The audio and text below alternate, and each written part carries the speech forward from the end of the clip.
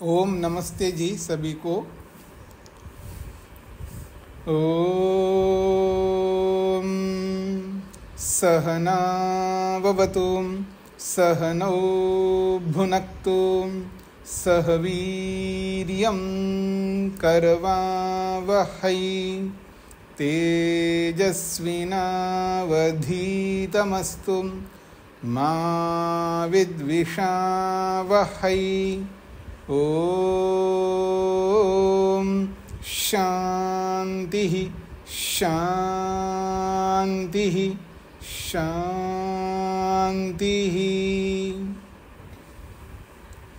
शतपथ ब्राह्मण की कक्षा संख्या 105 है। दूसरे कांड के तीसरे अध्याय का प्रथम ब्राह्मण चल रहा है। इसके 14 खंड हमने पूरे किए। पिछले 14वें खंड में कहा है कि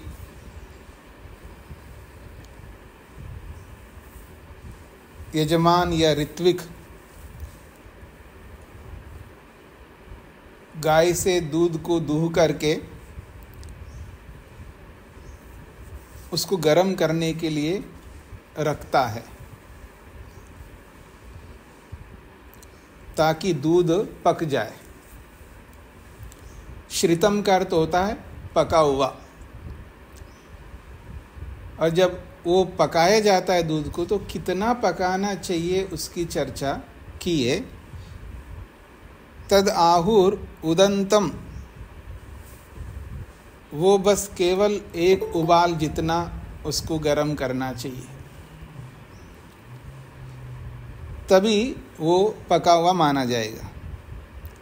पर जब एक उबाल तक तो ठीक है, लेकिन एक उबाल से अधिक कई उबाल करते रहते हैं लोग, अधिक उबाल उत्पन्न करते रहते हैं, ऐसा अत्यधिक दूध को गर्म नहीं करना चाहिए।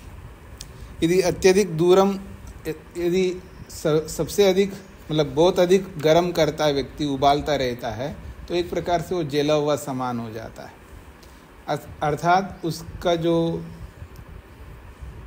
सामर्थ्य दूध का, जो हमें जिस उर्वरक शक्ति को हमें देना है, उसको जो बल देना चाहिए, जो भी विटामिन्स जो भी उसके अंदर होता है, जो न्यूट्रिशन जिसको आप कह सकते हो, तो न्यूट्रिशन बने रहे, वो जल ना जाए, इसका एक ही मात्र उद्देश्य होता है। तो जला हुआ हो जाएगा ऐसा उचित नहीं है, इसलिए दूध को बहुत कम गर्म करना चाहिए। एक प्रकार से गर्म मात्र कर लेना चाहिए, एक उबाल तक ही उसको करना चाहिए। ये बात कही गई है। आगे 15वां खंड है, पृष्ठ संख्या 449 है और खंड 15वां है। अधिश्रित्य एव जुहुयात। अधिश्रित्य एव जुहुयात अर्थात गर्म करके ही उस दूध का हवन करना चाहिए। यत नु एव एतद अग्नि रेतः, क्योंकि ये अग्नि का रेत है, ये जो दूध है ये अग्नि का वीर्य है, जैसा कि पीछे बताया गया था। तेन नु एव श्रितम, इसीलिए उसको गर्म करना होता है। तेन उ एव श्रितम, इसलिए उसको गर्म करना चाहिए। यद एनद अग्नो अधिश्रयन्ति, जब इस दूध को अग्नि में गर्म करने के लिए अधिश्रयन्ति रखते हैं, तेन उ एव श्रितम, तभी वो पका हुआ माना जाता है, तभी वो पक जाता है। बिना गर्म किए वो पका हुआ नहीं माना जाएगा।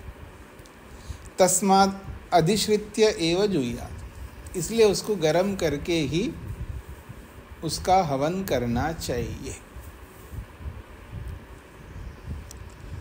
जैसे घी भी होता है, भले गर्मी है, गर्मी में तो वो तरल रहता ही है, फिर भी एक बार उसको थोड़ा गर्म करके ही करना चाहिए।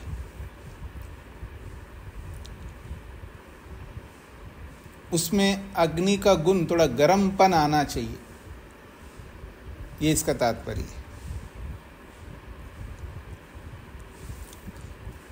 जब उसको गर्म किया जाता है तो कैसे गर्म करना चाहिए उसको भी स्पष्ट किया जा रहा है। तद अवज्योतयति, तद अवज्योतयति। देखिए, अग्निहोत्र जो प्रारंभ होता है सायंकाल से प्रारंभ होता है, तो सायंकाल का जब समय होता है तो थोड़ा अंधेरा सा रहता है। सूर्यास्त के समय अग्निहोत्र करते हैं तो थोड़ा अंधेरा सा रहता है। आजकल तो अलग स्थिति है, आजकल प्रकाश ही प्रकाश है, साधन बढ़ गए हैं। पहले अनावश्यक इतना अधिक प्रकाश भी नहीं रखते थे, आज अनावश्यक भी प्रकाश बहुत ज़्यादा रखते हैं। आपको याद हो, कुछ देशों में बिजली को बचाने के लिए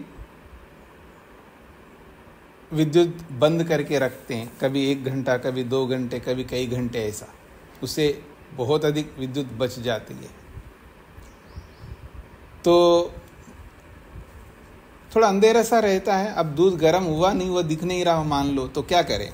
तो कह रहे हैं तद अवज्योतयति।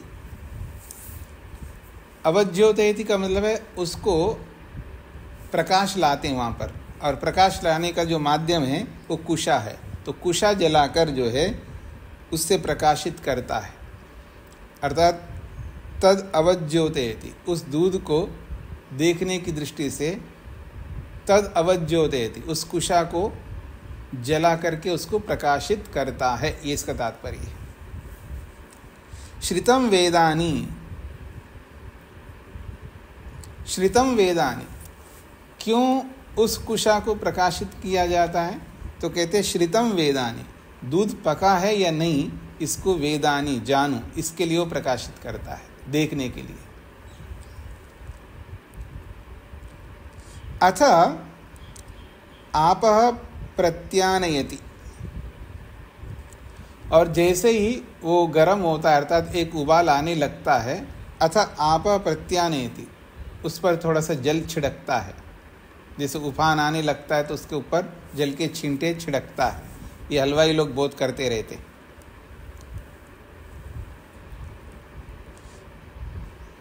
क्यों ऐसा करते हैं जी? शांति, दूध की शांति के लिए, क्योंकि उफान आने के बाद बाहर आएगा तो दूध बाहर खिंडेगा, उसकी शांति के लिए ऐसा करते हैं।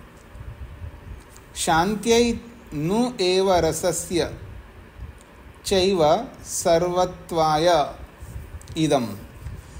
इदम ये इसलिए किया जाता है, शांति, दूध की शांति हो, क्योंकि रसस्य च एव सर्वत्याय, उस रस रूपी दूध को सर्वत्वाय, उसकी संपूर्णता के लिए, अर्थात दूध जितना है उतना ही बना रहे उसके लिए, यही सर्वत्वाय का मतलब संपूर्णता के लिए। यदा वर्षति अथ औषधयो जायन्ते, जब बरसात होती है तभी औषधियाँ पैदा होती हैं। औषधीर जग्ध्वा अपह पीत्वा, और जो औषधियाँ पैदा होती है उन औषधियों को गाय जो है जग्ध्वा खा करके, अपपीत्वा जल पी करके, तथा ऐसा रसा संबोधि, तभी उस गाय से ये रस रूपी दूध उत्पन्न होता है। तस्मात् रसस्य ऊचा एव सर्वत्वाय, इसलिए रस की संपूर्णता के लिए, यानी रस जितना है, दूध जितना है, उसको उतना ही बनाए रखने के लिए ऐसा किया जाता है। तस्मात् यद एनम क्षीरम केवलम पाने अभ्याभवेत्, तस्मात् इसीलिए कभी कभी यद एनम क्षीरम केवलम पाने, कोई व्यक्ति केवल दूध पीता है तो अभ्याभवेत्, उसको अनुकूलता नहीं होती है, यानी केवल दूध सभी को अनुकूल नहीं होता है, पचता नहीं है। केवल दूध जो पीता है व्यक्ति उसको पचता नहीं है, इसलिए क्या करते हैं, उदस्तोकम आश्चोतयितवई, उसमें थोड़ा सा पानी मिला लेना चाहिए। जिसको दूध पचता नहीं है, मतलब शुद्ध दूध पचता नहीं है, उसको उसमें थोड़ा सा जल मिला लेना चाहिए ताकि वो सुपाच्य हो जाए, उसको पच जाए। तो कहते हैं यदि एनम क्षीरम केवलम पाने, यदि किसी व्यक्ति को केवल दूध पीने में अभ्याभवेद अनुकूल ना हो तो उदस्तोकम आश्चोतयितवै ब्रूयात, उसको ये कहना चाहिए ऐसे व्यक्ति के लिए थोड़ा सा उसमें जल मिला लिया जाए। शांत्यै नु एव रसस्य उ च एव सर्वत्वाय, ताकि शांति, उसकी शांति के लिए, पीने वाले के लिए भी शांति होनी चाहिए और रस की भी शांति होनी चाहिए, सर्वत्वाय, ताकि संपूर्ण रूप से वो दूध उसको लग सके। क्योंकि जब पचता नहीं है तो बाहर निकल जाता है, वेस्टेज हो जाता है उसमें। तो जो आपने जितना खाया वो पूरा लगना चाहिए ना। जैसे आजकल तो नहीं कह सकता, पहले के जो बच्चे होते थे, छोटे बच्चे, वो जितना भी खाते हैं वो बहुत ज़्यादा खाते हैं लेकिन उसके शरीर को नहीं लगता, बस वो टॉयलेट भरता जाता था। पर आज ऐसा ज़माना नहीं रहा, क्योंकि जो खाया जाता है ना आज बहुत ज़्यादा, वो चीज़ें खाई जाती है, वो बाहर नहीं निकलता, वो शरीर को बढ़ा देते हैं। आज जो छोटे बच्चे ज़्यादा खाते हैं तो उनके शरीर को बढ़ाने का काम करता है, चर्बी बढ़ा देता है वो। पहले वाले बच्चे, हम जब बच्चे थे तब हमारे शरीर को नहीं बढ़ाता था, वो शौचालय को भरता था। बड़ा अंतर था उसके खाने में और आज के खाने में। हाँ जी, आगे बढ़ता हूँ जी। 17वां खंड। हाँ जी, राजगोपाल जी। स्वामी जी, यहाँ पर नमस्ते। यहाँ पर आप शांति के बाद द्वेगो पढ़ रहे हैं क्या जी? जो अंतिम लाइन में जी, ब्रूयात शांति, उसके बाद आप द्वेगो पढ़ रहे हैं क्या? नु एव, नु एव। जी जी जी, संधि विच्छेद करेंगे, नु एव होगा। नो का अर्थ क्या है? निश्चित रूप से, निश्चित रूप से अव्यय है। जी जी, 17वां खंड है। अथ चतुरुन्नयति, अब वो जो गरम किया हुआ दूध है, अब अग्निहोत्र करना है। अब कितना लेना चाहिए, कितना दूध लेना चाहिए, क्योंकि दूध की आहुतियाँ होती है, घी की तो नहीं होती है, दूध की आहुतियाँ होती है। कितना लेना चाहिए? तो कहते हैं अतः चतुरुन्नयति, 4 बार लेना चाहिए। 4 बार का मतलब जो श्रुवा होती है उससे 4 बार दूध लेना चाहिए, श्रुवा से। चतुर्धा विहितम ही इदम पयः, क्योंकि इदम पयः, ये जो दूध है ये चतुर्धा विहितम, 4 प्रकार से ये दूध आता है, मतलब 4 स्तनों से दूध आता है, इसलिए उस दूध को 4 बार लेना चाहिए। अथ समिधम आदाय उद्रावती, उदाद्रवती, हाँ। अतः समिधम आदाय उदाद्रवती, उसके बाद समिधा को लेकर के वो आवनी की ओर बढ़ता है। समिद्ध होमाय एव, समिद्ध होमाय एव सो अनुपसाद्य पूर्वम आहुतिम जुहोति। कहते हैं समिद्ध होमाय एव, प्रज्वलित होम के लिए, यानी अच्छी तरह प्रज्वलित हो ऐसे होम के लिए, जहाँ अग्नि प्रखर रूप में प्रदीप्त तो हो रहा हो, उस ओर वो आगे बढ़ता है। सो अनुपसाद्य,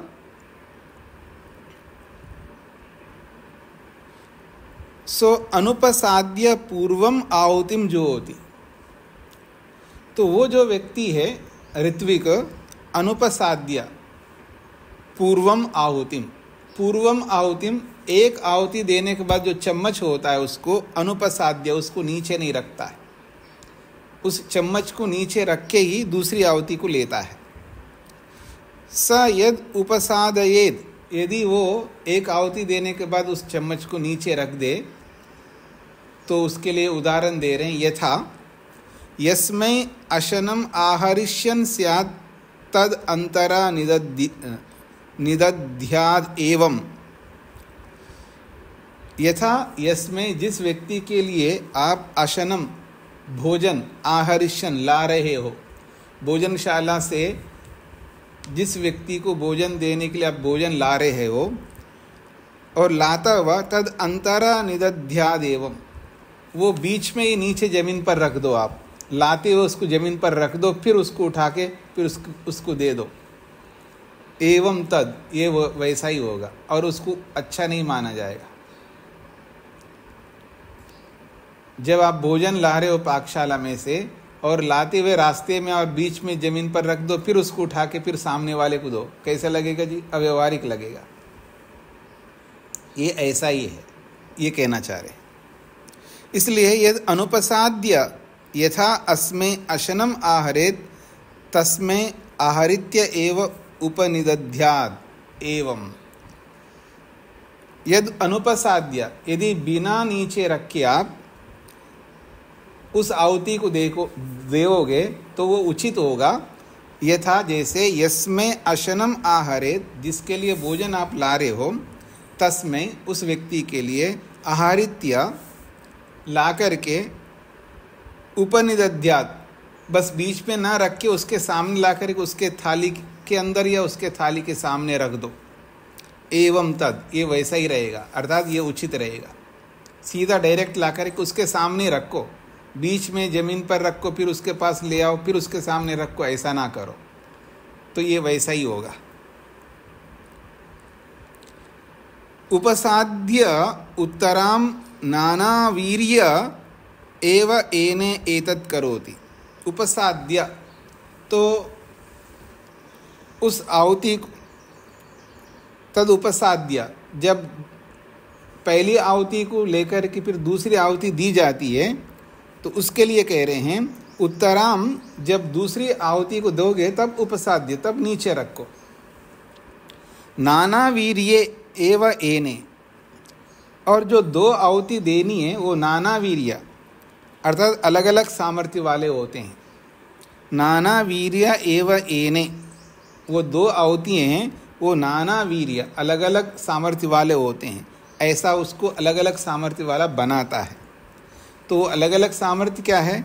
मनश्च वै वाक्च एते आहुति, और वो जो दो आहुतियाँ हैं वो एक मन वाला हो, एक मन के लिए होता है, एक वाणी के लिए होता है। तद मनश्च एव एतद वाचम च व्यावर्तयति, और वो दो आहुतियाँ जो है, जो मन और वाणी के रूप में हैं, वो इन दोनों को व्यावर्तयति, उन दोनों को पृथक करता है। मन का सामर्थ्य अलग होता है, वाणी का सामर्थ्य अलग होता है। तस्मात् इदम मनश्च वाक्च समानम एव सत् नाना इव। तस्मात्, इसलिए, इदम मनश्च वाक्च समानम एव, ये जो मन और वाणी है एक समान होते हुए भी नाना इव, ये अलग अलग सामर्थ्य वाले होते हैं। समान होते हुए भी अलग अलग सामर्थ्य वाले होते हैं, तो समझना है समान का मतलब मन में जैसा है वैसे वाणी में आना चाहिए, ये समान है। जैसा मन वैसा ही वाणी, ये समान है। समान होते हुए भी दोनों अलग अलग सामर्थ्य रखते हैं। तो जैसा मन का मतलब जितना मन में हम लाते हैं उतना ही वाणी में लाते हैं, ऐसा नहीं है। दोनों के सामर्थ्य अलग होते हुए भी एक समान है, या एक समान होते हुए दोनों का सामर्थ्य अलग अलग है, इसका तात्पर्य। स्पष्ट हो गए जी? आगे बढ़ता हूं। सा वै द्वि अग्नो जुहोति, वो जो ऋत्विक है वो 2 बार अग्नि में आहुति प्रदान करता है। द्वि उपमाष्टि, और 2 बार उसको शुद्ध करता है, अर्थात वो जो श्रुवा है जिससे वो आहुति देता है उसको 2 बार आहुति देता है और 2 बार उसका मार्जन करता है, उसको साफ करता है। अर्थात उस चम्मच को एक प्रकार से पोंछता है, ऐसा भी कह सकते हो। द्विप्राश्नाति, और 2 बार उसको खाता है, उसके बाद में 2 बार खाने का है, अर्थात 2 बार प्राशन करने का है। चतुरुन्नयति, और 4 बार दूध लेता है। आहुति देने से पहले प्रारंभ में जिस दूध को दोह करके गर्म करके रखा जाता है उसमें से 4 बार दूध लेता है, तो 4 संख्या हो गई। 2 आहुतियाँ देता है, 6 हो गई। 2 बार साफ करता है, 8 हो गया, और 2 बार प्राशन करता है, 10 हो गए। इस प्रकार 10 संख्या हो जाती इसकी। तद 10, और इस प्रकार से वो 10 संख्या बन जाती है। 10 वही विराट, और 10 संख्या वाला जो है विराट छंद होता है। विराट वही यज्ञ, और ये जो यज्ञ है विराट छंद से युक्त है। तद विराजम एव एतद यज्ञम अभिसंपादयति, एक प्रकार से इस यज्ञ को विराट यज्ञ बना देता है।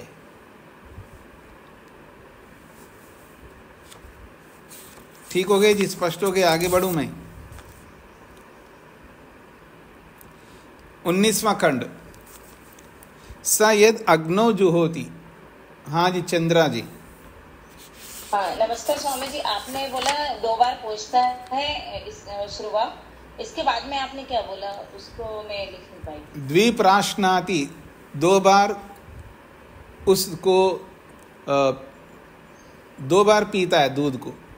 अग्निहोत्र करने के बाद 2 बार उसको थोड़ा उसको पीना होता है। घी है तो घी को आचमन करता है घी का, या दूध है तो दूध को, अर्थात 2 बार ग्रहण करता है, उसको पीता है, ऐसा आप कह सकते हो। इसको प्राशन कहते हैं, याज्ञिक परिभाषा में उसको प्राशन कहते हैं। मतलब 2 बार खाता है या 2 बार पीता है, ऐसा है। इसको आप यज्ञशेष के रूप में ले सकते हैं। 19वां खंड है, स यद अग्नौ जुहोति। जब वो ऋत्विक जब अग्नि में आहुति प्रदान करता है तो उसके लिए कह रहे हैं तद देवेशु जुहोति, वो देवों के लिए आहुति प्रदान करता है, अर्थात उन आहुतियों से देव जुड़े रहते हैं, इसका तात्पर्य। तस्मात् देवाः सन्ति, इसलिए उस याग में देव विराजमान होते। तस्मात् देवाः सन्ति, इसलिए उस याग में देव उस याग से जुड़े रहते हैं। अथ यद उपमार्ष्टि, और जब वो उस रुवा को जब साफ करता है, तत्पितृषु च औषधीषु च जुहोति, एक प्रकार से वो जो मार्जन है वो पितरों के लिए और औषधियों के लिए ही हवन कर रहा होता है। एक प्रकार से वो भी यज्ञ है, मार्जन करना भी एक यज्ञ है। तत्पितृषु च औषधीषु च जुहोति, एक प्रकार से पितरों के लिए औषधियों के लिए वो यज्ञ कर रहा होता है। तस्मात् पितरश्च औषधयश्च सन्ति, इसलिए उस याग के साथ पितृलोग और औषधियाँ भी उस याग के साथ जुड़े रहते हैं। अत यद हुत्वा प्राश्नाति, जब हवन करके जब उस दूध को ग्रहण करता है, उसका प्राशन करता है, तद मनुष्येषु जुहोति, एक प्रकार से वो प्राशन मनुष्यों के लिए होता है, मनुष्यों के लिए वो हवन है। तस्मात् मनुष्याः सन्ति, इसलिए उस याग के साथ मनुष्य भी जुड़े रहते हैं। एक प्रकार सर्वांगीण रूप से सबको जोड़ करके ही याग होता है, संगतिकरण होता है याग में।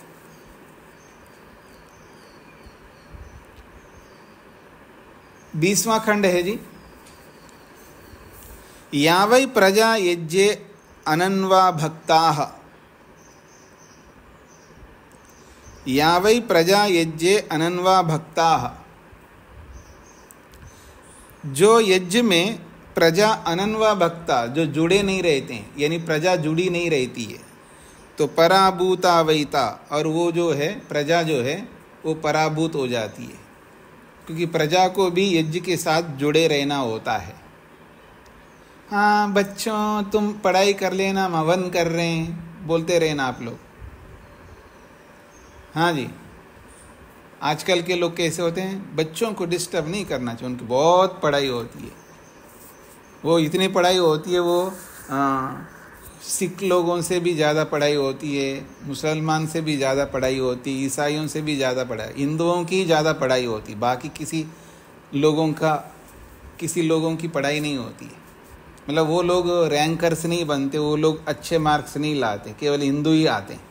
इसलिए तुम लोग पढ़ाई करो, हम लोग हवन करते, तुम लोग ये करो, हम मंदिर जाते, तुम लोग वो करो, हम समाज में जाते, बच्चों को छोड़ करके सारे काम करते। उनकी पढ़ाई डिस्टर्ब नहीं होनी चाहिए।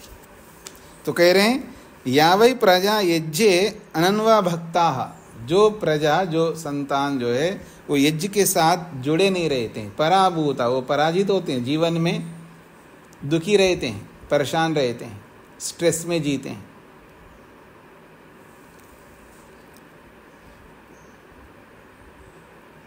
एवं एव एतद् या इमा प्रजा अपराभूताः, एवं एव एतद् या इमा प्रजा अपराभूता, और जो प्रजा याग के साथ यज्ञ के साथ जुड़ी रहती है वो प्रजा अपराभूता, वो पराभूत नहीं होते, वो हारते नहीं जीवन में। ता यज्ञ मुखे आभाजती, और वो जो प्रजा है, वो जो संतान है, वो यज्ञ मुखे आभजती, वो यज्ञ के यज्ञाहुति का भागी बनते हैं। यज्ञ मुखे का मतलब है यज्ञ आहुति का वो भागी बन जाती है प्रजा। तेन हुहा पशवो अन्वा भक्ता, तेन ऊहा पशवा अन्वा भक्ता। इतना ही नहीं, इससे ये भी पता लगता है पशु भी उस याग से जुड़े रहते हैं। यत् मनुष्यान अनुपशवः, जो मनुष्यों के पीछे पीछे पशु भी रहते हैं, अर्थात जहाँ मनुष्य हैं वहाँ पशु भी होने चाहिए, अर्थात वहाँ गाय भी होने चाहिए।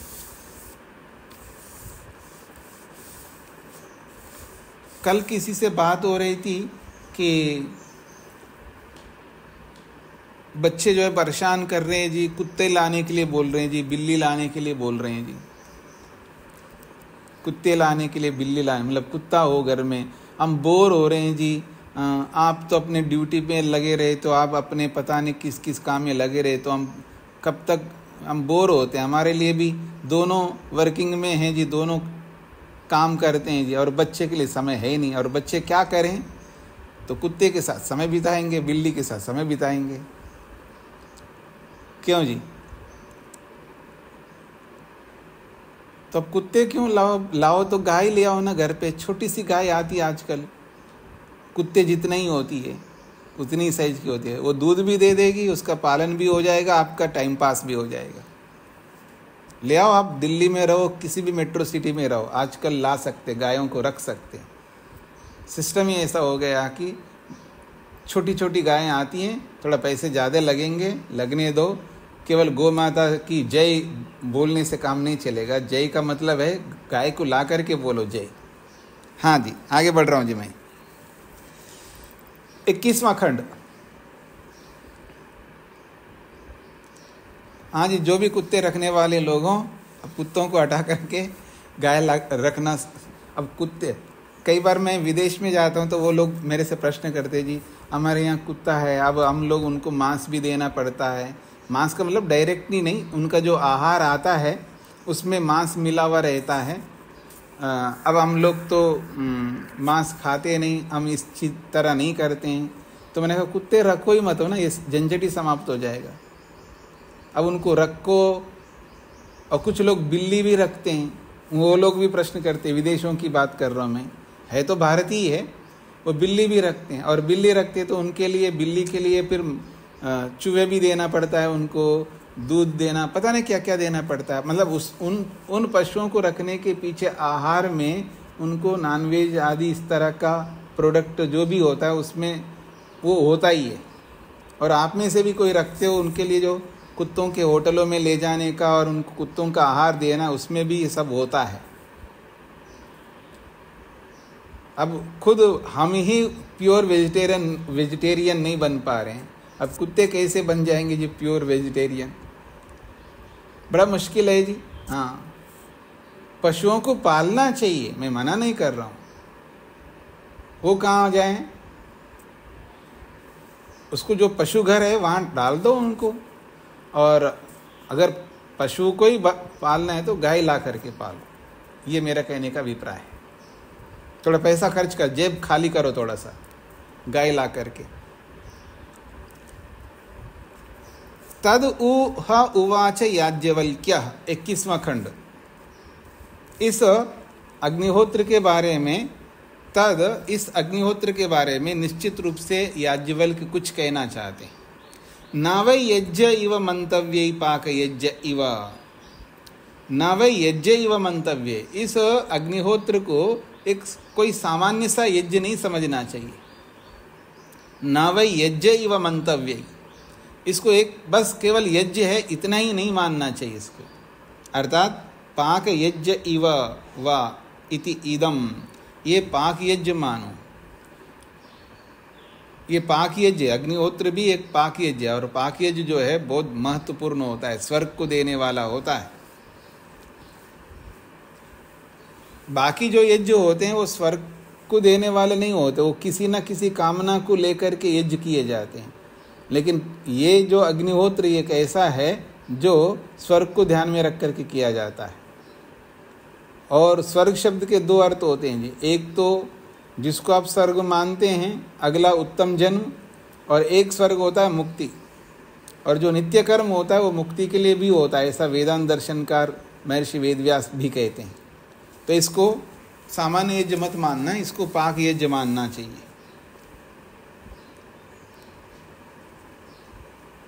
इदम ही यद अन्यस्मिन् यज्ञे सुच्यावध्यति, तो कहते हैं यद अन्यस्मिन् यज्ञे शुचि अवद्यति, ऐसा है। इदम ही यद अन्यस्मिन् यज्ञे, जैसे दूसरे यज्ञ में अर्थात अवीर यज्ञ में, इदम ही यद अन्यस्मिन् यज्ञे, भिन्न यज्ञ में अर्थात अवीर यज्ञ में, शुचि अवद्यति, श्रुक में जैसे घी लेता है, सर्वम तद अग्नो जो होती, जो श्रुक में जो भी घी आदि जो भी हवीर यज्ञ में लिया जाता है, तद अग्नो, सर्वम तद अग्नो जो होती, उसको संपूर्ण रूप से अग्नि में आहुत करना होता है। अथ एतद अग्नो हुत्वा उत्सृप्य आचमति, और अग्नि में देने के बाद जो भी थोड़ा बहुत उसमें बचता है श्रुक में, उसको आचमति, उसको पी लेता है यज्ञशेष के रूप में, अथवा यूं कहिएगा निर्लेढ़ी, उसको खा लेता है, निर्लेढ़ी उसको खा लेता है। तदस्य पाक यज्ञस्य इव इति, वो एक प्रकार से पाक यज्ञ जैसा ही है। तद अस्य तत् पशव्यम रूपम, ये उस यजमान के लिए पशव्य रूप है। पशव्यो ही पाक यज्ञ, पाक यज्ञ जो होता है वो पशु का स्वरूप होता है, अर्थात पशु से ही आने वाला है ना, ये जो दूध है, घी है, जो भी है पशु से आने वाला है। तो ये जो पाक यज्ञ जो है वो पशव्य, पशु का ही रूप माना जाता है। अर्थात पशु से जो हम लाते हैं, अर्थात घी के रूप में या दूध के रूप में जो भी हम लाते हैं वो पशु का ही होता है। तो ये पाक यज्ञ एक प्रकार से पशु का ही रूप होता है, ऐसा इसका तात्पर्य है। 22वां खंड।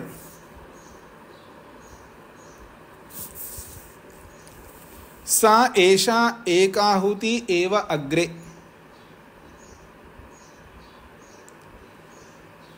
ये जो अग्निहोत्र का प्रसंग चल रहा है, इस अग्निहोत्र में जो आहुति दी जाती है उसके संदर्भ में बोला जा रहा है। सा एषा एकाहुति एव अग्रे, पहले एक आहुति दी जाती है, मतलब पहले एक ही आहुति दी जाती है। याम एव अमुम प्रजापति अजुहोत, जिस उस एक आहुति को, याम एव अमुम, उस इस एक आहुति को प्रजापति ने अजुहोत, पहले एक आहुति के रूप में दिया था, और उसी को हम लोग अग्निहोत्र में पहले एक आहुति के रूप में देते हैं। अतः यद एते एतत् पश्चा इव आद्रियंत, और उसके बाद में जो बाद में आहुति दी जाती है, वो जो बाद में जो दूसरी आहुति दी जाती है वो किसके लिए दी जाती है? अग्नि, वो अग्नि के लिए दी जाती है। अयम पवते, जो बह रहा है वायु, उस वायु के लिए दी जाती है। सूर्य, और जो सूर्य है उस सूर्य के लिए दिया जाता है। तस्माद एषा द्वितीय आहुतिर ऊयते, इसलिए दूसरी आहुति अग्नि, वायु और सूर्य के लिए दी जाती है। पहली आहुति प्रजापति के लिए दी जाती है।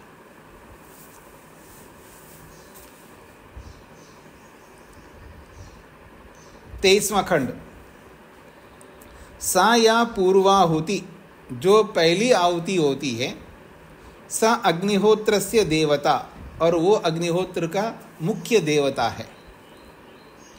तस्मात् तस्यै जुहोति, इसलिए उस अग्नि के लिए वो, या उस मुख्य अग्निहोत्र का जो देवता है प्रजापति, उसके लिए हवन किया जाता है। अथा या उत्तरा, और जो बाद वाली जो आहुति होती है, दूसरी आहुति, स्विष्टकृत भाजनम एवं, स्विष्टकृत के लिए दिया जाता है। या उत्तरा स्विष्टकृत भाजनम एवं सा, जो उत्तर आहुति है वो स्विष्टकृत का ही भागी बनता है। तस्मात् ताम उत्तरार्धे जो होती, इसलिए वो जो दूसरी आहुति है वो उत्तर दिशा की ओर दिया जाता है।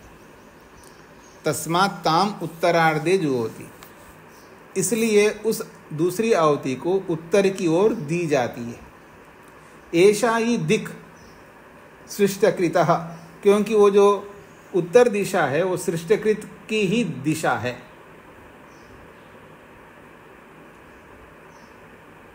तत् मिथुनाय एव एषा द्वितीय आहुति ऊयते, और ये जो दूसरी आहुति दी जाती है वो मिथुन के लिए ही दी जाती है, मतलब जोड़े के लिए ही दी जाती है। एक आहुति देने के बाद दूसरी आहुति ना दो तो फिर तो अकेला एकल रहेगा, और दूसरी जब आहुति देंगे तो वो मिथुन हो जाएगा, अर्थात जोड़ा बन जाएगा उसका। द्वंद्वम ही मिथुनम, और जो मिथुन होता है वो द्वंद्व होता है, जोड़ा होता है। और ये जोड़ा इसलिए होता है प्रजननम, वो प्रजनन के लिए होता है, जोड़ा मात्र प्रजनन के लिए होता है। चाहे वो जोड़ा कोई भी हो, किसी प्रकार का हो, वहाँ प्रजनन तो होगा ही होगा।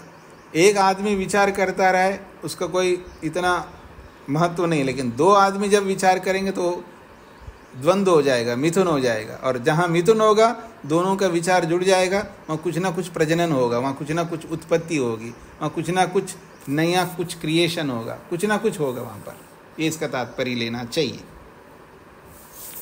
24वां खंड, तद द्वयम एव एते आहुति, जब वो वैसे तो दो ही आहुतियाँ हैं जोड़े के रूप में, जो आहुति पहली आहुति और उत्तर आहुति, वो एक प्रकार से द्वयम, तद द्वयम एव एते आहुति, वो दोनों आहुति, दो ही वो आहुतियाँ होती हैं। वो दो कौन सी होती है?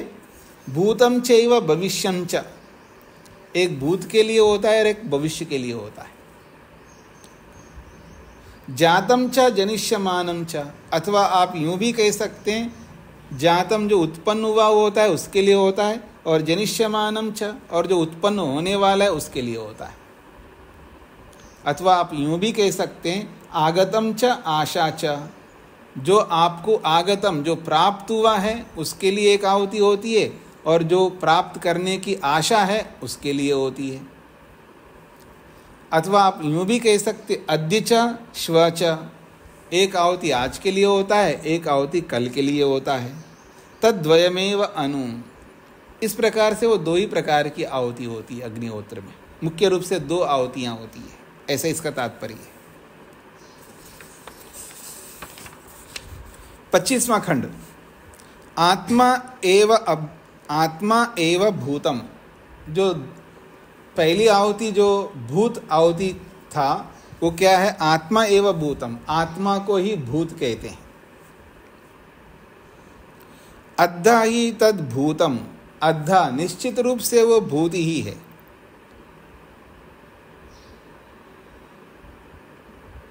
अद्धा ही तद भूतम, अद्धो तद यद आत्मा, इसलिए वो आत्मा जो है वो अद्धा है, अर्थात एक प्रकार से वो प्रत्यक्ष सा है हमारे लिए, स्वयं के लिए आत्मा प्रत्यक्ष सा ही होता है। प्रजा एव भविष्यत, और जो भविष्यत है वो प्रजा होती है, और वो अनद्धा ही तद, और वो अनद्धा होती है, वो प्रत्यक्ष नहीं होती है। तद यद भविष्यत अनद्धो, और जो भविष्यत है वो अनद्ध होता है। अनद्ध का मतलब है अप्रत्यक्ष होता है। और अनद्धो तद यद प्रजा, और प्रजा भी अप्रत्यक्ष होता, अभी प्रजा आई नहीं है, प्रजा आने वाली है, इसलिए वो भविष्यत होता है, इसका तात्पर्य है। जो पीछे बताए गए ना भूत और भविष्यत, फिर उसके बाद जातम जनिष्यमानम, फिर उसके बाद में आगतम आशा, उसके बाद अद्य और श्वा, उन सब की व्याख्या कर रहे हैं अभी, उन सब की संगति लगा रहे हैं। 26वां खंड है आत्मा एव जातम, और ये जो जातम है पहली आहुति वो मानो आत्मा है।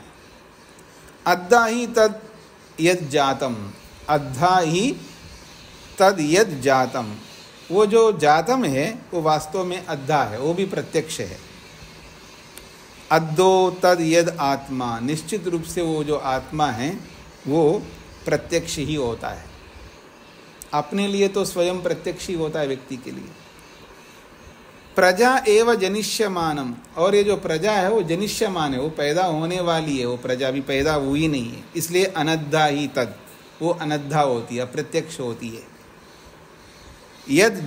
यद जनिष्यमानम अनद्धा, और जो जनिष्यमान है जो पैदा होने वाली है वो अनद्धा होती है, अर्थात अप्रत्यक्ष होता है। तद यद प्रजा, वही प्रजा होती है जो पैदा होने वाली है।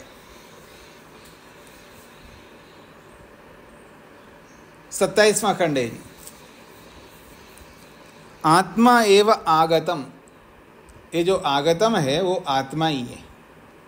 अद्धा ही तद आगतम, और ये जो आगत है वो प्रत्यक्ष ही होता है, इसलिए अद्धो तद यद आत्मा, इसलिए वो जो आत्मा है वो अद्धा है, प्रत्यक्ष है। प्रजा एव आशा, और ये जो प्रजा है वो आशा है, आने वाली है ना, वो आशा है। अनद्धा ही तद, इसलिए उसको अनद्धा कहा, अप्रत्यक्ष कहा है। यद आशा अनद्धा तद यद प्रजा, यद आशा अनद्धा, जो आशा है वो अनद्धा है, अप्रत्यक्ष है, और वही प्रजा होती है। हाँ जी, स्पष्ट हो गया जी। 28वां खंड आत्मा एव अद्य, और ये जो अद्य है वो आत्मा है, और वास्तव में आत्मा तो अद्य में ही रहता है। अद्धा ही तद यद, अद्धा ही तद यद, और वो जो आत्मा है वो वास्तव में अद्धा ही है, प्रत्यक्ष ही है, इसलिए अद्धो तद यद आत्मा, इसलिए उस आत्मा को प्रत्यक्ष ही कहते हैं। प्रजा एव श्वः, और जो प्रजा होती है वो श्वा होती है, और वो जो श्वारूपी प्रजा है वो अनद्धा होती है, अप्रत्यक्ष होती है। तद यद श्व अनद्धा, और जो श्वा है कल है वो अनद्धा में माना जाता है, अर्थात अप्रत्यक्ष माना जाता है, और वो ही प्रजा होती है। हाँ जी, रश्मि जी को क्या कहना है?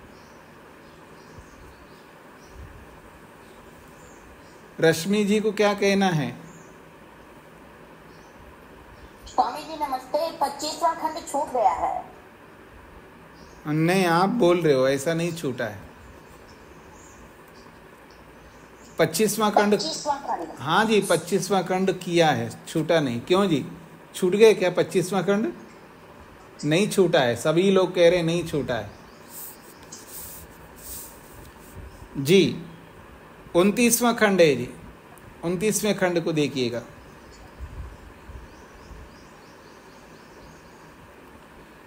सा या पूर्वाहुति, वो जो पूर्वाहुति है, पहली आहुति है, स आत्मानम अभिहूयते, वो आत्मानम अभिहूयते, वो आत्मा को लक्ष्य करके आहुति दी जाती है। सा या पूर्वाहुति, वो जो पहली आहुति है वो सा आत्मानम अभिहूयते, वो आत्मा को ध्यान में रख करके आत्मा के लिए ही आहुति दी जाती है। ताम मंत्रेण जुहोति, और उस पहली आहुति को मंत्र पूर्वक आहूत किया जाता है, अर्थात मंत्र बोलते हुए आहूत किया जाता है। अद्धा ही तद यद मंत्र, और ये जो मंत्र है वो प्रत्यक्ष है, और ये जो मंत्र है वो प्रत्यक्ष है। अद्दो तद यद आत्मा, और आत्मा भी प्रत्यक्ष है। अथ यो उत्तरा सा प्रजाम अभिहूयते, और जो दूसरी आहुति है, उत्तर आहुति है, वो प्रजा को ध्यान में रख करके ही आहूत किया जाता है। ताम तूष्णिम जुहोति, और उस दूसरी आहुति को बिना मंत्र के ही शांत होकर के आहूत किया जाता है। अनद्दा ही तद यद तूष्णिम, और ये जो तूष्णिम है जो शांत होकर किया जाता है वो अनद्दा होता है, अर्थात वो अप्रत्यक्ष होता है। मंत्र क्या बोल रहे हैं मन में वो पता नहीं होता है ना बाहर, इसलिए वो अप्रत्यक्ष होता है। अनद्धो तद यद प्रजा, और ये प्रजा भी अनद्ध होता है, अप्रत्यक्ष होता है। अच्छा, ये जो हम लोग पढ़ रहे हैं आत्मा प्रत्यक्ष होता है, प्रजा अप्रत्यक्ष होता है, तो समझ में आ रहा होगा आपको। आत्मा प्रत्यक्ष कैसे होता है जी? कौन बताएंगे आत्मा प्रत्यक्ष कैसा होता है?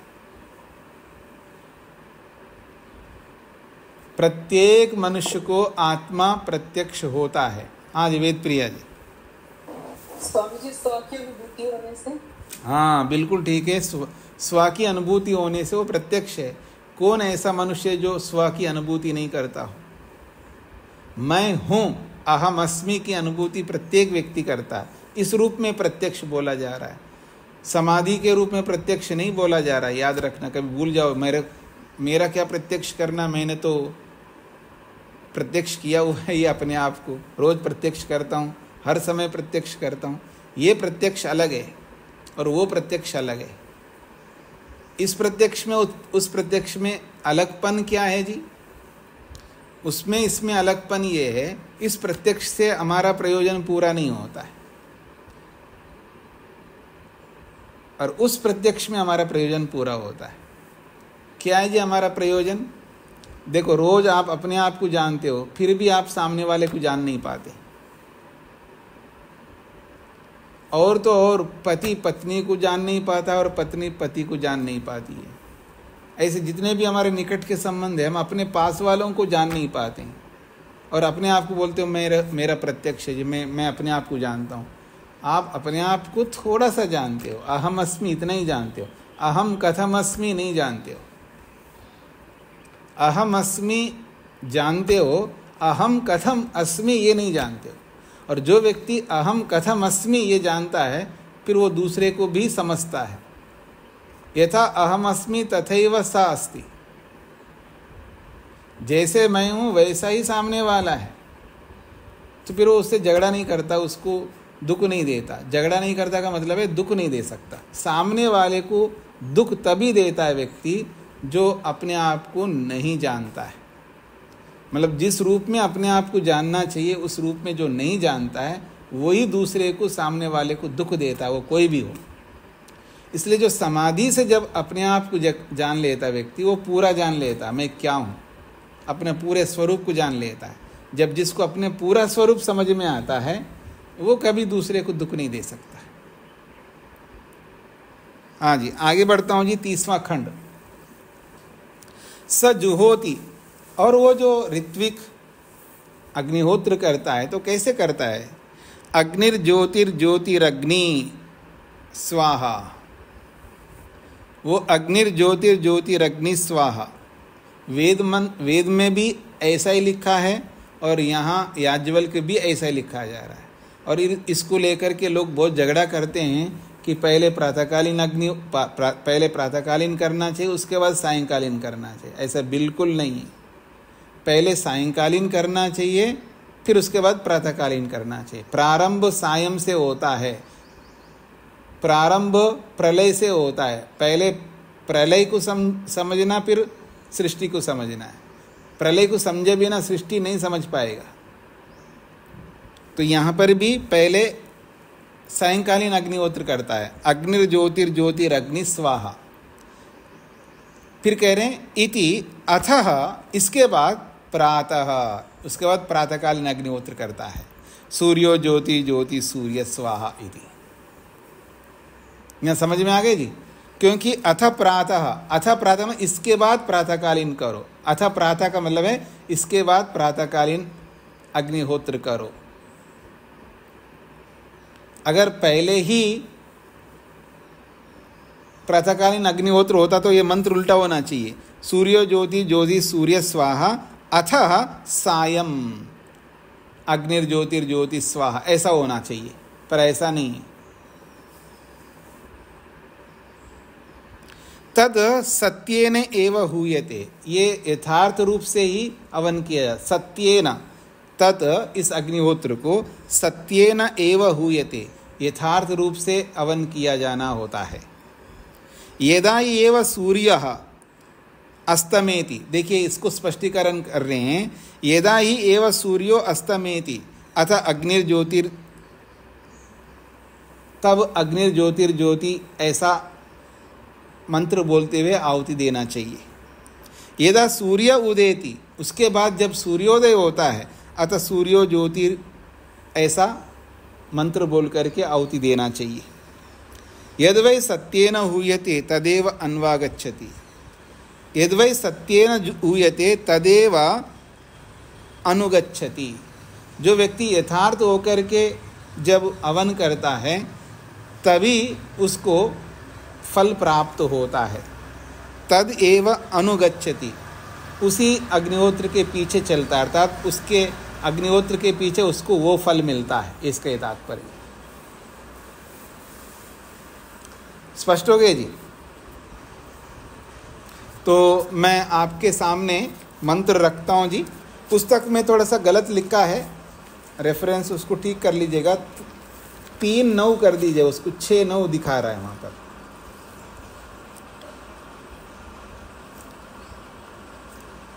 तो यजुर्वेद के 3रे अध्याय का ये 9वां मंत्र है जी। अग्निर्ज्योतिर्ज्योतिरग्नि स्वाहा, यहाँ पर भी अग्निर्ज्योतिर्ज्योतिरग्नि स्वाहा लिखा है। फिर उसके बाद सूर्यो ज्योतिर्ज्योति स्वाहा, अग्निर्वर्चो ज्योतिर्वर्च स्वाहा, सूर्यो वर्चो ज्योतिर्वर्च स्वाहा, ज्योति सूर्य सूर्यो ज्योति स्वाहा। तो इसका हिंदी पढ़ लेता हूँ मैं। अग्नि परमेश्वर, स्वाहा सत्य कथन करने वाली वाणी को। स्वाहा का वैसे 4 प्रकार के अर्थ किया है निरुक्त के अनुसार। अग्नि परमेश्वर स्वाहा सत्य कथन करने वाली वाणी को, ज्योति ही जो विज्ञान प्रकाश से युक्त करके सब मनुष्यों के लिए विद्या को देता है।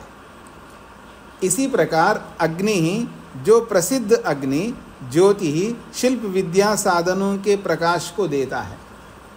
सूर्य जो चराचर सब जगत का आत्मा परमेश्वर, ज्योति सबके आत्माओं में प्रकाश व ज्ञान तथा सब विद्याओं का उपदेश करता है कि स्वाहा मनुष्य जैसा अपने हृदय से जानता हो वैसा ही बोले। दूसरा अर्थ स्वाहा का किया है।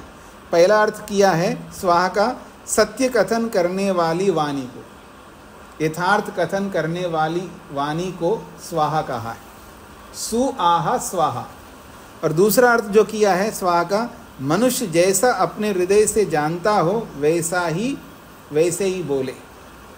तथा जो सूर्य अपने प्रकाश से प्रेरणा का हेतु सूर्यलोक, ज्योति ही मूर्तिमान द्रव्यों का प्रकाश करता है। अग्नि जो सब विद्याओं का प्रकाश करने वाला परमेश्वर मनुष्यों के लिए, वर्चः सब विद्याओं के अधिकरण चारों वेदों को प्रकट करता है। तथा जो ज्योति बिजली रूपी से शरीर व ब्रह्मांड में रहने वाला अग्नि, वर्चः विद्या और वृष्टि का हेतु है। सूर्य जो सब विद्याओं का प्रकाश करने वाला जगदीश्वर, सब मनुष्यों के लिए स्वाहा। तीसरा अर्थ वेदवाणी से। वर्चः सकल विद्याओं का प्रकाश और ज्योति बिजली सूर्य प्रसिद्ध और अग्नि नाम के तेज का प्रकाश करता है, तथा जो सूर्यलोक भी वर्चा शरीर और आत्माओं के बल का प्रकाश करता है, तथा जो सूर्य प्राण वायु वर्चा सकल विद्या के प्रकाश करने वाले ज्ञान को बढ़ाता है, और ज्योति प्रकाश स्वरूप जगदीश्वर अच्छे प्रकार से अवन किए हुए पदार्थों को अपने रचे हुए पदार्थों में अपनी शक्ति से सर्वत्र फैलाता है, वही परमात्मा सब मनुष्यों का उपास्य देव और भौतिक अग्नि कार्य सिद्धि का साधन है। भावार्थ: स्वाहा शब्द का अर्थ निरुक्तकार की रीति से इस मंत्र में ग्रहण किया है। अग्नि अर्थात परमेश्वर ने सामर्थ्य करके कारण से अग्नि आदि सब जगत को उत्पन्न करके प्रकाशित किया है। उनमें से अग्नि अपने प्रकाश से आप व और सब पदार्थों का प्रकाश करता है, तथा परमेश्वर वेद के द्वारा सब विद्याओं का प्रकाश करता है। इसी प्रकार अग्नि और सूर्य भी शिल्प विद्या का प्रकाश करते हैं।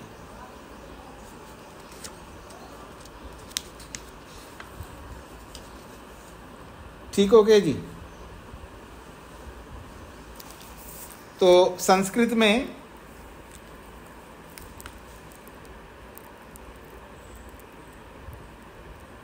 स्वाहा शब्द के 4 अर्थ किया है। इसमें 3 अर्थ दिखाया है हिंदी में, चौथा अर्थ आप इसमें संस्कृत में देख सकते हैं।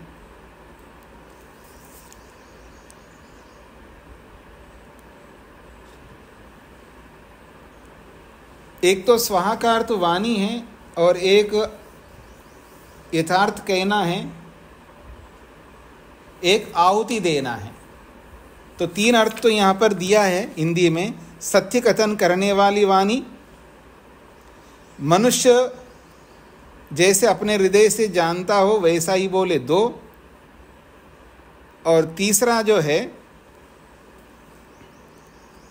वेदवाणी, तीसरा वेदवाणी, और चौथा है आहुति देना, स्वाहा आहुति देना। ऐसे ये 4 अर्थ है।